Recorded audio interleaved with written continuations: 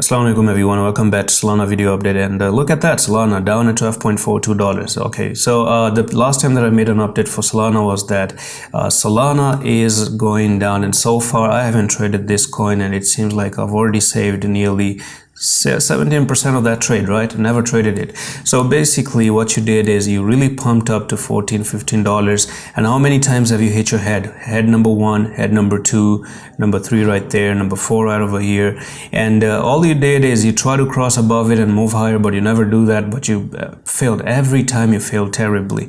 And right now Bitcoin is at least moving to $14,000 as far as I'm concerned, and from there we could be looking at Solana to make a reversal wave. So let's talk about reversal wave very quickly without wasting any further time.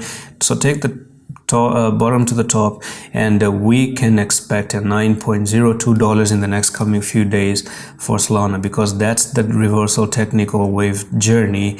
Because now what you're doing is the following: you're coming down and you're holding the 0.618, but if you start to lose the 0.618, then we could be expecting the next impulsive move over downtrend to be at $9. And it doesn't stop there. Once again, we still have more targets and more targets, which means that we're still looking for the $4 as well. Now the weekly time frame, if you notice this, we are also making almost a 3 black crows, again a continuation pattern. So next week maybe a little bit of a push and then continue even lower. And as a matter of fact, let me tell you one thing: you do have a flag, okay? That's your bear flag right there, a pennant, by the way.